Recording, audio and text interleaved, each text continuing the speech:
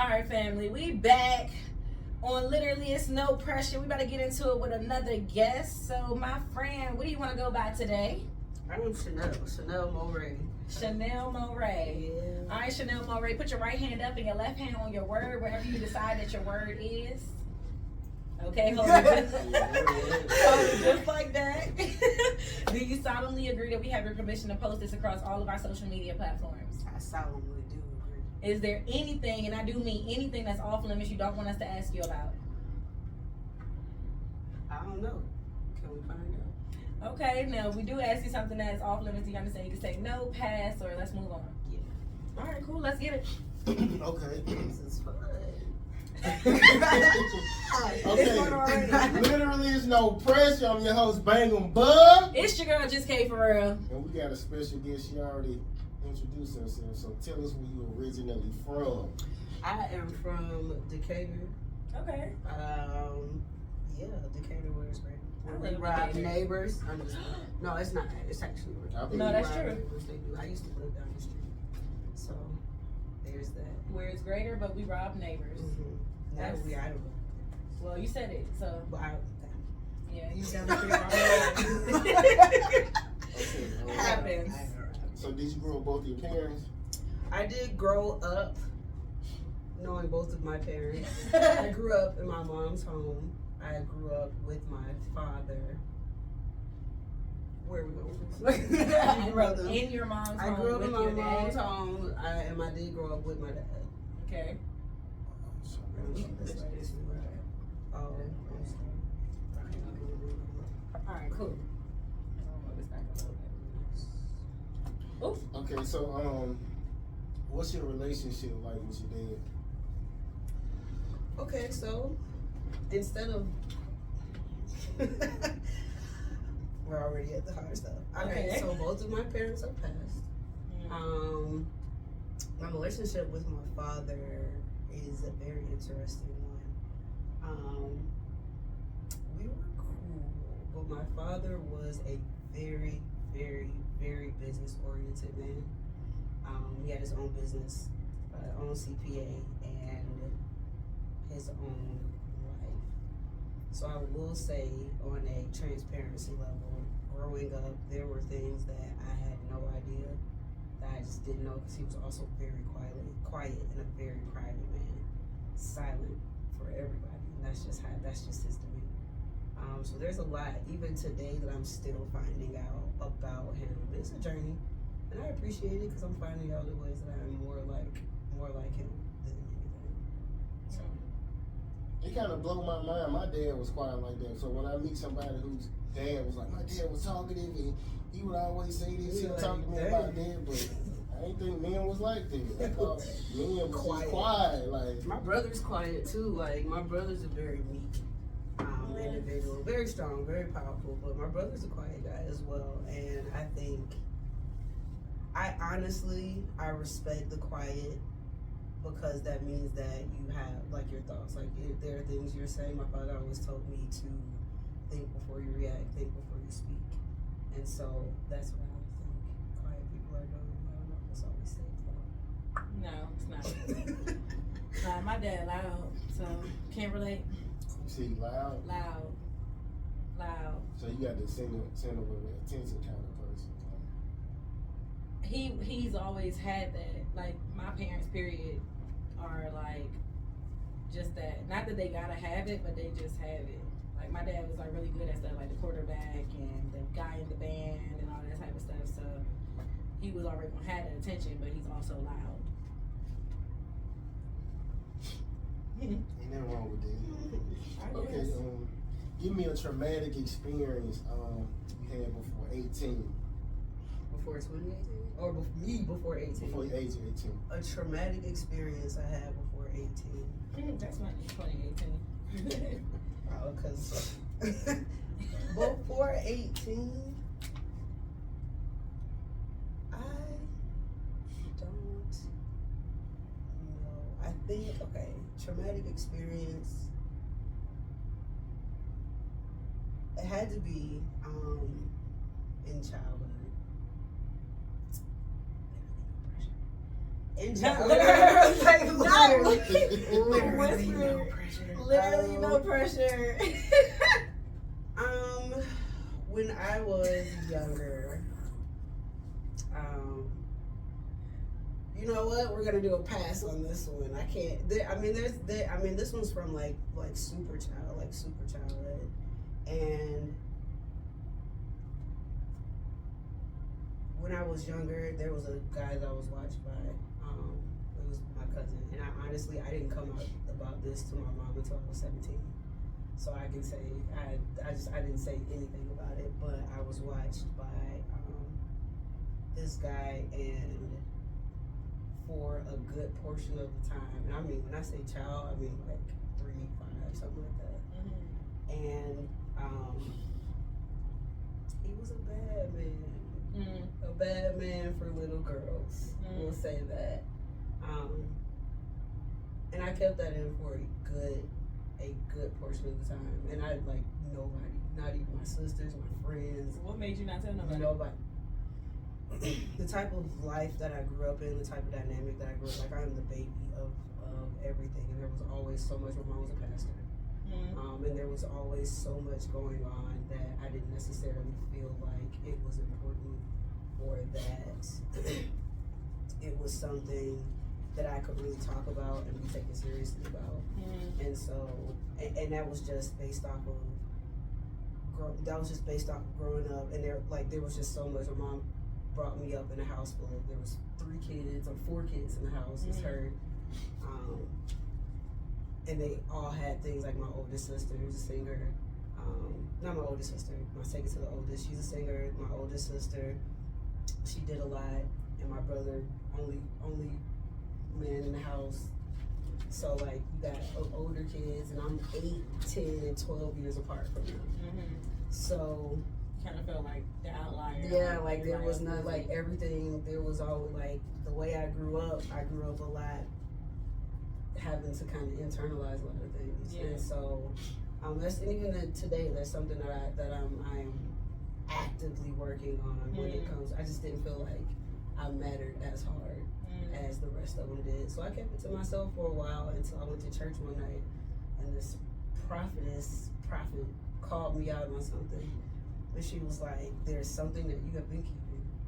And immediately, you never know, like, you never know what somebody's saying, but the first thought that pops up is exactly what it is. And I was so afraid to say it that night until I finally said it, and I finally told her. And she was just like, why did you keep that from me for so long? And I was like, You said it was your cousin? I did not, but yes. You did. You said it It was like, yeah, but it was like, and he's in jail. He in jail for something different? For the same thing, for something a long time. And I don't even know, like, I didn't even know that. I just kept it, and I didn't say anything about it. Karma. Yeah, That's good. He in jail. I think he went to jail a long time ago, too. Oh, somebody messing with him. Yeah, I got some shit like that in my family, but I ain't been over my auntie house. It was like somebody she dating, and he said something to my little cousin or some shit like that. But I ain't seen him since, I heard that shit. But yeah, we gotta get an understanding. I'm trying to tell you. So, yeah, niggas like that need to be killed. Okay, You gonna die. Okay, something you got attached to knowing it had a bad ending. Something I got attached to knowing it had a bad ending? Yeah.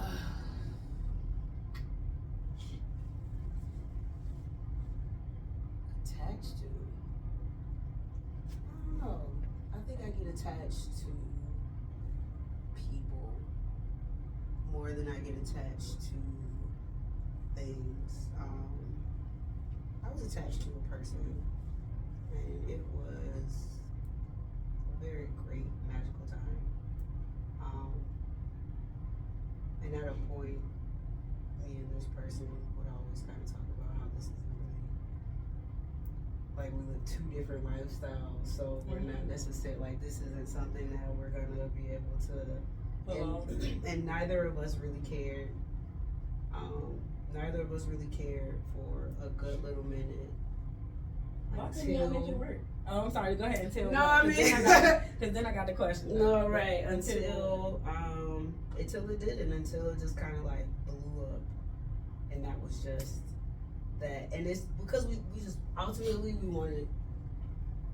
Some of the things were the same, but ultimately we just wanted two different. We wanted two different things, two different lifestyles, and that was really the only problem. I mean, like when you have a person who is focused on a multitude of people versus, you know, you being focused on that person is different. And it's not necessarily like there's no love or there's no, you know, nothing there, but sometimes you just got irreconcilable differences and you just keep going and you just gotta heal from it. You know, like it's just something you have to heal from it. I mean, it's just nothing was wrong but that. Right. But that's a really huge thing when a Yeah. person breaks the deal breakers that you have on both parts too. Like it's not because it was me too. You know, like when both parties cannot show the love that the person needs. Yeah. And That compromise. it doesn't mean that what that person wants is wrong. It doesn't mean that what I want is wrong. It just means that what we want are It's not two the same different things. Give me an example of the love you need. The love I need? Yeah. For real, I am a wholehearted, like, heart giver. I give in a lot of other places, but I give my heart the most. I wear it on my sleeve. And you will always know me. You will always see. You'll always know where I stand. And for me, I always need to know where you stand. I need reassurance. And that's something I need. And right now, honestly, on this podcast, this is my first, like, I haven't really talked about, or my past relationships, I've never been able to articulate what it is that I needed. And so right now, in my very single stage, I am really finding that out, and everybody else can fuck off if they're not given that particular thing, and that's where I've been for a good bit of time.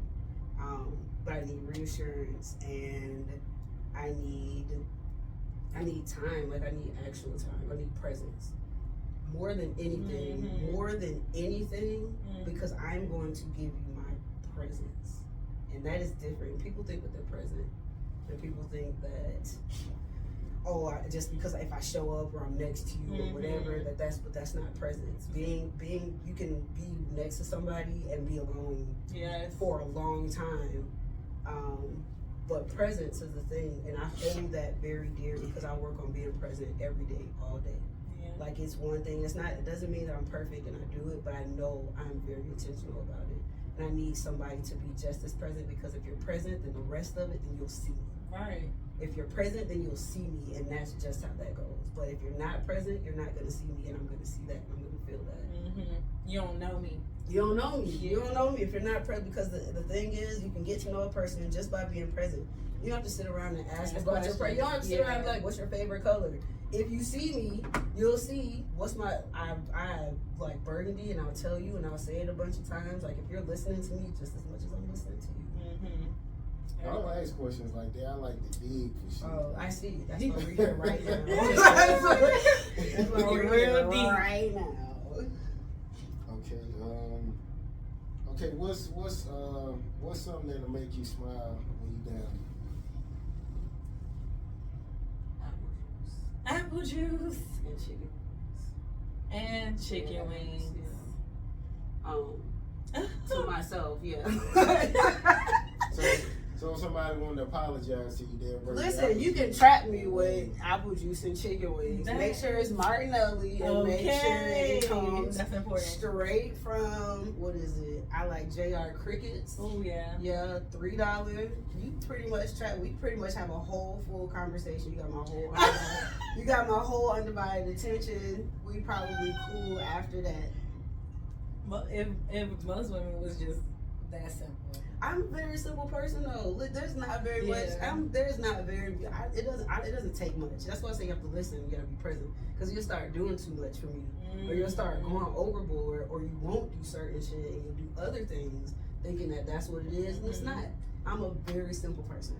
Do what I say. that. For real, that's what it Nah, means. I It's like, mean- don't guess for what I need. Just listen. I'm gonna tell you what I need. Do it. So you one of them people who can like be around their partner like all day, every day, and still be cool? Yeah, I actually did that for a long. So me and my ex were stranded overseas. Well, we weren't stranded the whole time, but we were in Morocco for a year and a half because of COVID. But even before that, in our situation, we were together every day, all day. We probably got like an hour of space if we wanted to go grocery shopping by ourselves. We felt like it. We even had an argument about it because she needed her space, like. Okay. And we got an argument about it. So I was like, I don't need that. I understand today. I want you here. Right? I understand today. Like, I mean, I understood what she meant. I understood certain things, but I think along the line, some of our conversations just became a little misunderstood just based off of our own conversation, our differences. But I am the type of person where I can be, because I'm not around a lot of people. I'm very protective of my energy. So if I'm around you, if I have picked you and you've chosen me, that means that I like you here in the silence, because we've mastered how to be silent together. Silence is great. Some people don't know how to do. Some people don't know how to do that. Like, some people know how to sit and just be, and it just be okay. We have mastered whatever it is that we have separately, whatever we have going on business wise. Because some people get distracted when when their person's around. Like, oh, you always want to touch up on them. Don't get me wrong, I do. But don't get me wrong, I am that person. But I am someone who can be around this person. Like, I've chosen this person. This is my safe place. This is my safe haven. And I like being by myself very much. But I can be around one person all day, and it be absolutely okay. Ooh, child. I just need a few hours before I go to sleep by myself. And I could be around you All day. I get that. Just give me my few hours at night. We could be around each other, but sometimes I needed to be quiet. Yeah, that's it. Like, I'm pretty much quiet though. yeah, that's what I'm saying. Like, If you can't be quiet, like, you can't. yeah, and it's not just the you talking. It might be like, I don't want to hear the TV. I don't want to hear your game. I don't want to hear your music. I just want to be Complete quiet. silence, Like, dead silence. if you quiet and we up under each other or we near each other, that's fine. Like, I could be in your space and we can hang out and be. That's cool. But if you got a noise all the time, no, I can't do it. No, I need to go in the living room, or you need to go in the living room, or we got to separate. I don't mind doing Yeah, I do. I feel like the work that we do, especially like me, I'm always doing it. So like, you get time when you driving and stuff, you could be by yourself and stuff like that. If I'm driving with people in my car. If I'm working, I'm talking to people. So sometimes I just need to be in my bag and have my thoughts and like just need some quiet time. So when I'm at home, that's my place to have quiet time. But then if we always together and if you always got a noise, I don't have any quiet time. Just put a sign up saying no talking, please. Now he'll go to sleep though. Like, we don't have that issue. He'll go to sleep, but that's my thing. I need quiet sometimes. Our other guest is here too. Just get like a light and just put like the clinker on. Like, Yeah. This is quiet time. Like, Silence this is golden. Like, let me tell you something. I lay down next to it. I got a little pet Winston. It's a guinea pig. Oh, He's great. He's amazing. You know, I hear him scream at me every morning, and I'm like, you know what? I'm at peace. This is okay. I'll take this cool. If sound. somebody wants him, I'm just playing. Not giving Winston away. No, I would never. My best friend had a guinea pig. She always fed her pets real food. Yeah, well, that's all they really eat. I went to the What? store. No, like steak. Oh, nah. Yeah. I can't get that. Guinea pig? Yep. You supposed to get them. They only supposed to have a vitamin C diet. You're I'm only supposed trying to to- get them vegetables and stuff because they have a lack of vitamin. I feel like I'm obsessed with guinea pigs today because of how much videos I watch. But I'm crying. It's because you got one. yeah, that's it. You know, you get a card and then you see, You that see the card car everywhere. Nah, for Pretty real. much. So you eat pork? Huh? You eat pork? I do not eat pork. Why not? I stopped eating pork like 8 years ago, and now if I even have, honestly, it's very unclean. Much like a lot of things, I don't really eat meat right now, but pork is one of the pigs keep everything inside of them. They can't. They keep everything. Like they don't even really sweat. So it's like, what toxins is a pig releasing? None, and you're just eating it. I ain't never thought about no pig sweat. Did you see what I'm saying? Like, it's not releasing, but and honestly, because I haven't eaten it for so long, even when I try or I've had like bites of it, it just gives me this really numbing headache that it's not even worth it. Lamb does that to me now. Yeah, it's not even worth it. It sucks though. I wanted them lamb chops. When I stopped eating meat, I still tried lamb chops. I get migraines. Okay, a lie you told to protect someone's feelings, and a lie you told to hurt someone's feelings. Like you told to hurt their feelings? Yeah. A lie I told to protect someone's feelings.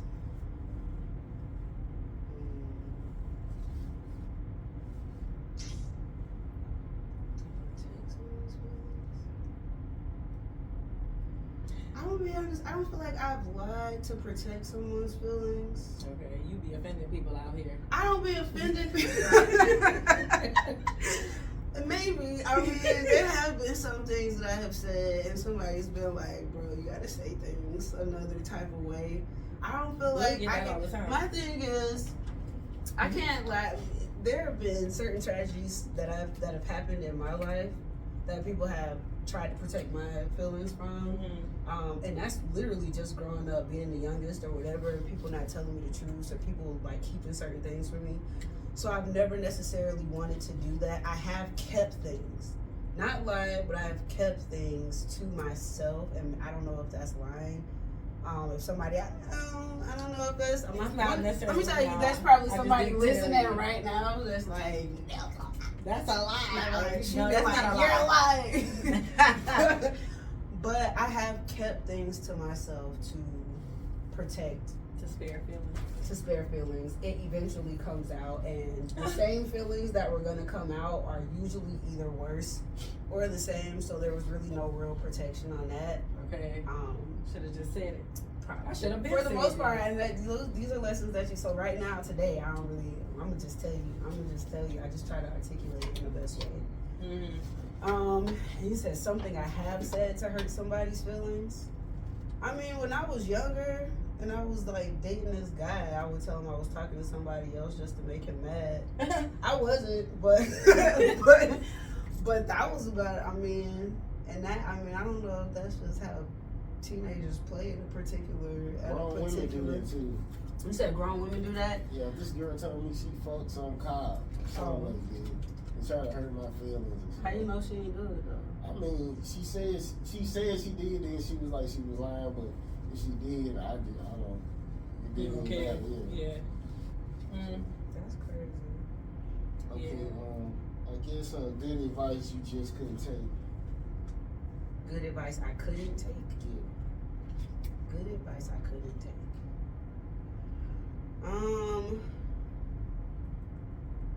Good advice I couldn't take. I guess it was. I was listening to the last person. It's probably the same thing. Being able to let go. Having people tell me that they can see the things that I'm hurt by. And being like, no. And just being like, no, that's not it. Like, that is not what it possibly could be. Okay, like, that's not it. You blaming this on my traumas and it was more so like you have to let that pain and you have to let that hurt go. Like, you really have to. I also grew up just a bit angry, and misery loves company. Yes, it does. And I would just be angry, and it was like, we don't have to be. And it's like, well, if I'm not strong, and if I'm not like this, then, I'm going to be tried for all the time. And so with that, I have learned today that is not necessarily the way to do, or not the way to be. But I guess it would just be like learning, really digging into your traumas and learning what you're projecting. Who said? Now I'm listening to the answer. Okay, something you thought was an accomplishment before you were as mature as you are now. Something I thought that was an accomplishment. Yeah. Like, do I still think it's an accomplishment today? No, you don't think it's not. I don't think it's because it's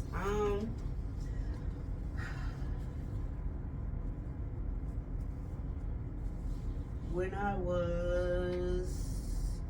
guess it was an accomplishment, but I guess everybody does it. When I was in college, I worked for this Jamaican restaurant, and I started a open mic.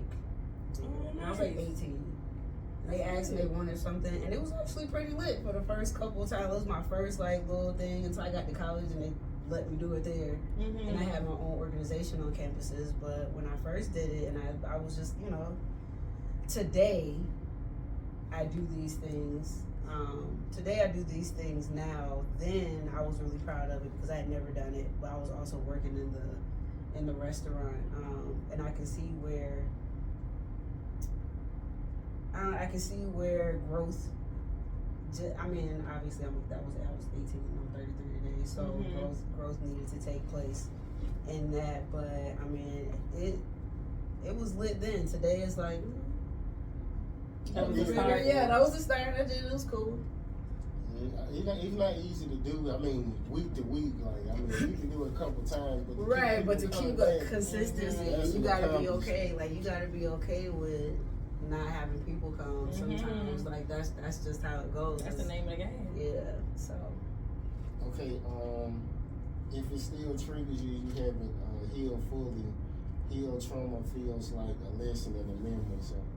Just tell me how you could relate to that, if you can. Boy, what? If it still triggers you, you haven't healed fully. Healed trauma feels like a lesson and a memory.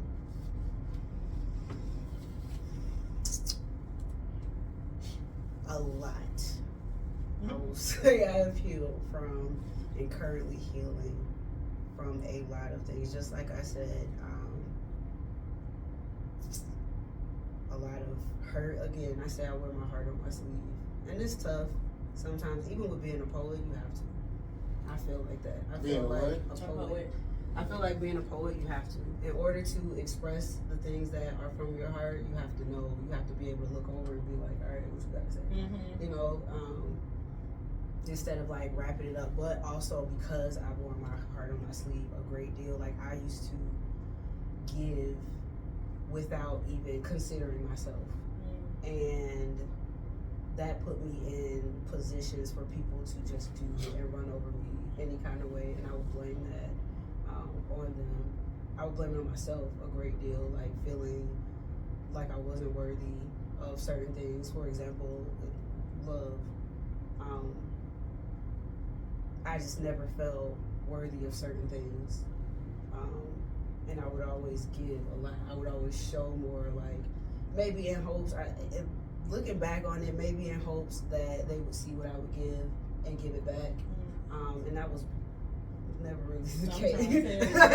People are who they are. Yeah, that was never really the case. But the reason why that wasn't the case is because people can't read your mind. And so when you love people in their love language or things that they say, and you never give them a clue or inkling on how to love you, and then even with this particular topic, that's friendships, that's family, that's anybody, because your family will think they know you and they're loving you properly, but we're still strangers. Like you still have to know me. Like you still have to get to know me, and just because you're doing these things, and yes, I like them, but is that correct? And I never felt worthy of that. Today I feel damn worthy. Yes. I feel like a grand catch.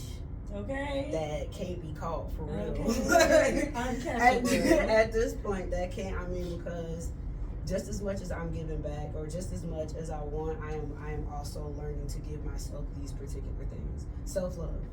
Self-love. That is what I'm coming down to. That is what I am healing myself with, because that is something that I never gave myself. Period.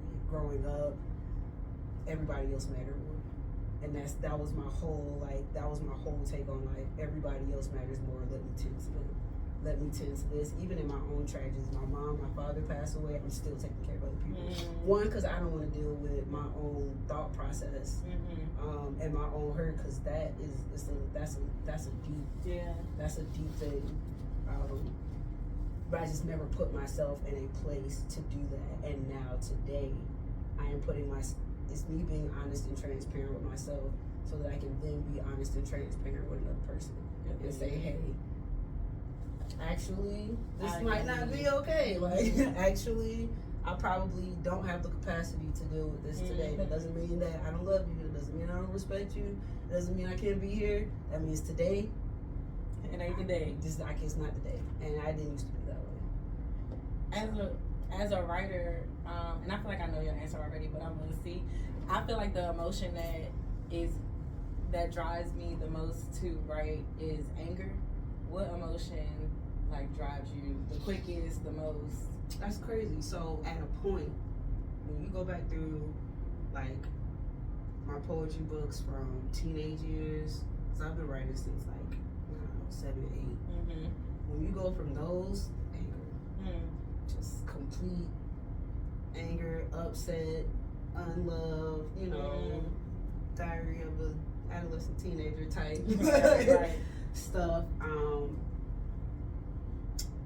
Today, what motivates me as a writer, where I bring that writing from is, it went from anger. It paused for a second. I met somebody, and it was the most loving emotions, universal type muse stuff that I couldn't even really think. I couldn't even fathom. And to I have a book, and so there are poems in there that's about this particular person, and I wrote a lot when it came to, and it was all straight from the heart, all love, nothing else. But it showed me parts of myself as well, as far as how deep I could love. Today, my poetry is gearing